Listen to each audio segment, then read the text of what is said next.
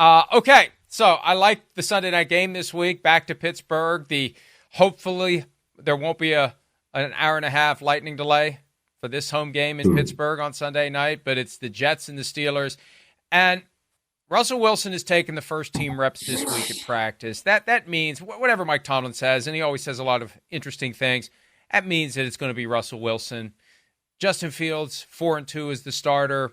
He looked worse against the Cowboys than he did against the Raiders. I thought last week was the week to flip back to Wilson before these back-to-back primetime home games against the Jets and the Giants, but Fields got one final start, apparently, against the Raiders. What are your thoughts on Russell Wilson, who was still QB1, didn't play because of injury, but they were 4-2 without him? What are your thoughts on what seems to be a reality that he's coming back and playing? Wow. And yes, I was that guy that said, play Justin Fields, let him go out there and play, see what you have, because obviously Russell Wilson is not the future of this organization. He's not the future. So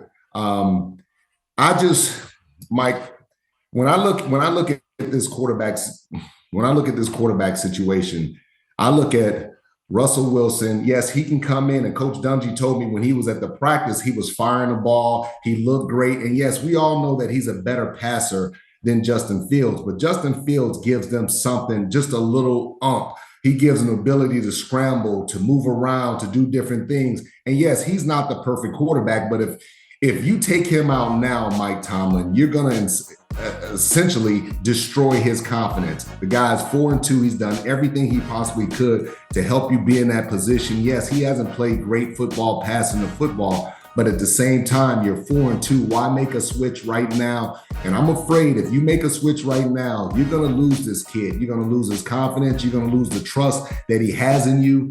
He was in Chicago and he felt like he was betrayed in Chicago. Now he comes to Pittsburgh here, 4-2, and you're going to start him before you're going to bench him before a nationally televised game and not play him. I feel like he will feel like he's been betrayed by Mike Tomlin. And I think this is something that he has to be careful about, because you don't want to lose Justin Fields. I know you're excited about Russell Wilson, but you just got to be careful about Justin Fields and how you handle that situation, Mike. I think back to March, Russell Wilson falls into their lap after he's released by the Broncos. They're able to get Wilson for $1.2 million because the Broncos owe him the balance of $38 million fully guaranteed. And then they basically swipe Justin Fields from the Bears. It was a Saturday night trade, and it stunned everyone because, like, wait a minute, Russell Wilson's your guy. And there's been this kind of like, yeah, Wilson's the starter, but the door's open for Justin Fields. And the door became wide open when Wilson aggravates the calf injury right before week 1, and he's 4-2. And I agree with you. Look, do you potentially lose the kid? And this comes down to Mike Tomlin's interpersonal abilities.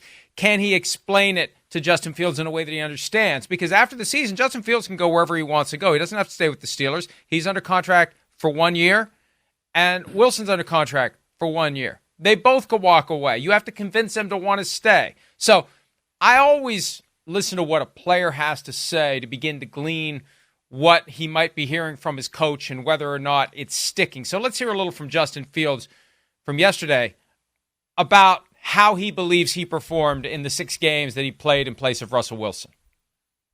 I don't think I played, good enough, if I'm being real with you. If I'm being real with myself, I think if, I did play well enough, I don't think there would be, any sort of who should be playing, who should not. So at the end of the day, we got a few wins. Of course, I'm glad about that, but, there's areas that, I could be better at, and, I'm just going to, continue to work on those and continue to get better. What are those areas? Like I said, it's so much area. I feel like this question gets asked a lot, but nobody's perfect in one area, so if you're not perfect, then you're just gonna want to keep improving. It was a great opportunity for me. Of course, I'm grateful for the opportunity I did get those first 6 weeks, and we'll just see what happens this week. So. It almost feels like a funeral. I was having trouble hearing what he was saying, but I wasn't having trouble picking up the tone. He knows that, it's over. He knows that he says he didn't play well enough. I don't know what he really thinks, but somebody must have told him in those words or something similar, look, we're trying to win football games here. We got to go with the guys that give us the best chance to win. That standard applies top to bottom. The standard is the standard. Mike, that's what I don't understand. You are winning football games, and now the offensive line that has been in transition, they have to learn a new quarterback. They have to learn the new nuances of Russell Wilson and what he likes to do, not just on the practice field, but in game-like situations. Now you have to deal with all these. I don't know why. I understand why Mike Tomlin wants to do this, but at the same time, if you're winning and this is a new offensive coordinator, the kid hasn't looked great. At times, he's made some really good plays. I just think you're going to destroy the kid's confidence. You look at that press conference, and the kid looked like he just walked out of a funeral. He looked devastated. And think about all the betrayal that he went through in Chicago, all the lies, all the rumors and all that. He comes to Pittsburgh thinking that he's going to get a new shot. He gets that new shot, and all of a sudden, he's back on the bench. So I think they put him on the bench. I think there's 0% that he re-signs with the Pittsburgh Steelers. And they're going to have to find a new quarterback next year because it's not going to be Russell, and it's definitely not going to be this kid. Well, I still think there's a lot of chapters left in this book because, look, they got 2 primetime games, then they have their bye week. I think they're going to see what Russell can do the next 2 weeks and then maybe make a different decision. We'll see. And there's no guarantee Russell Wilson's going to stay healthy. That's why when it looked like they were going to stick with Justin Fields and folks were suggesting, well, Russell Wilson's going to want to be traded. Hey, they're not going to trade Russell Wilson. They need Justin Fields and Russell Wilson together. Fields got injured and missed 4 games last year. You need a good backup quarterback. And when Russell Wilson goes there for $1.2 million, that's the problem. There's no reason to trade him. You got a Super Bowl winning quarterback who is your backup, who you might need. So whether it's Wilson gets injured and you need Fields, Fields gets injured and you need Wilson, I think this thing is far from over. And I wonder at what level, I'm trying to think of the right way to say it. I mean, look, I got a ton of respect for Mike Tomlin as a coach. I wonder whether he's got a blind spot for Russell Wilson. And I wonder what the rest of the locker room thinks about this. Are there guys who feel the way you feel that are maybe in corners talking to each other when Tomlin's not around? Why is the coach doing this? That kind of stuff. That could be a problem. Mike, it's split. I'm telling you, it's split because you got guys saying, look, man, we're 4-2. We're riding a hot hand. Yes, it's not perfect, but we're starting to get used to this guy. We're starting to learn how this guy plays. We're 4-2. And then the last thing they want to do, because these press conferences that we're watching, other players are watching it too. And they see the expression. They see how he's walking around. He may be sad or down and stuff like that. All that stuff gets picked up by players. So, you've built this guy up. He's starting to build that confidence. He has a new offensive coordinator, and then all of a sudden you demote him, you put Russell Wilson in, and you're sending a message to him saying, look, we don't trust you against the Jets defense. We don't believe that you can be the guy to get us to where we belong. So how is he supposed to feel? He's going to be sitting back on the sideline feeling disgruntled, feeling betrayed. And I think that's something that Mike Tomlin's going to have to deal with. He has to be very careful about going back and forth to quarterbacks. You can't. Justin Fields is 4-2. Then you go to Russell. He loses 1 or 2 games. Then you go back to Justin Fields. Now you have all this unstableness in your locker room. You don't need that, Mike Tomlin. Name a quarterback and move on. I don't know if he's doing this to mess with the Jets so they can prepare for both quarterbacks. But at the end of the day, man, I would say start Justin Fields, give him this opportunity against a really good defense on a national stage, and you'll get an opportunity to see what he can do on a big stage. And then you can always make that switch if he struggles. But I wouldn't do it right now. This is not the game. I don't believe so. You mentioned the possibility of the Jets preparing for both quarterbacks. It reminds me that before the season started, there was real conversation about a Justin Fields package that would be used with Russell Wilson as the starter. Obviously, that became moot when Wilson aggravated the calf injury, but we could see a Justin Fields package. We could see him out there running a play, a drive, a series, whatever from time to time, just to keep the Jets. Well, I know, but if he's – here's the thing, and this is – Rodney, how I viewed it going into the season. Russell Wilson's the starter.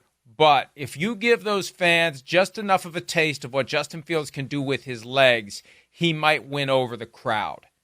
And the crowd might demand Justin Fields. So now that we've all seen 4-2, there's going to be people in that stadium on Sunday night that feel the way you feel. Why the hell are we benching Justin Fields?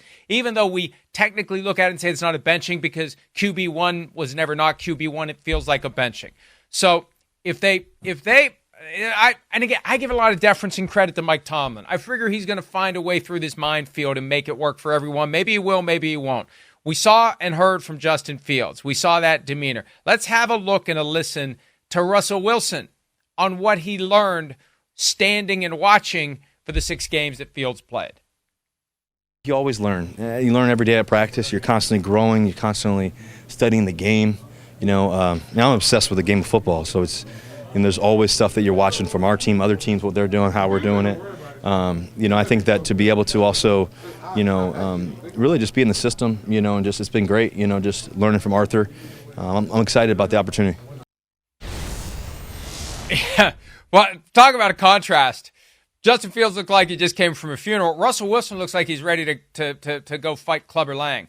Like, he's kind of bobbing a little bit, maybe a little gleam of sweat. He's ready to go. You can tell he knows that he's up, and you can tell that Justin Fields knows that he's down.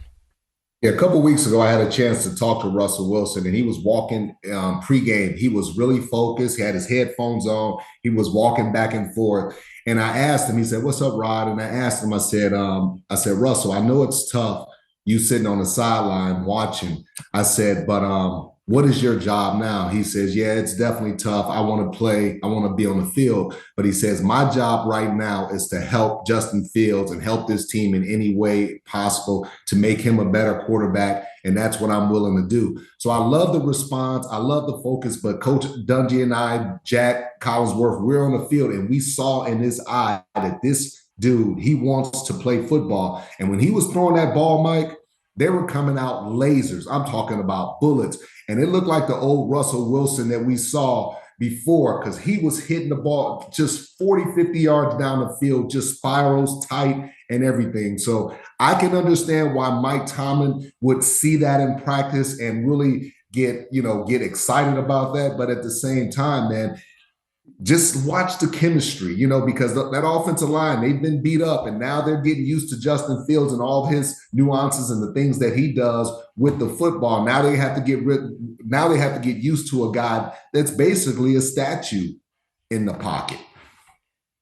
And think about where these two quarterbacks are. Fields considerably younger. If it doesn't work out for him in Pittsburgh this year, he can go from team to team. He can be a Geno Smith or a Sam Darnold that eventually finds the right place for him and flourishes. For Russell Wilson, here's how high the stakes are.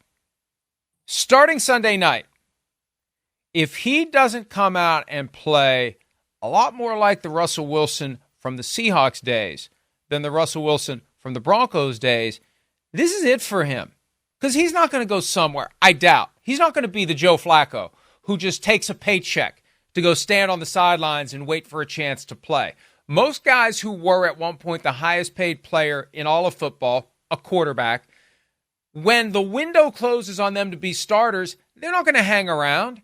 They're not going to lower themselves to being second or third string voluntarily.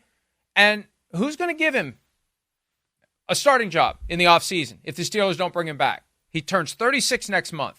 Who's going to say, if he doesn't play well, if he doesn't play like Seahawks Russell Wilson, who's going to say, come on and be our starter next year? So the rest of his career, and he has said he wants to play until he's 45.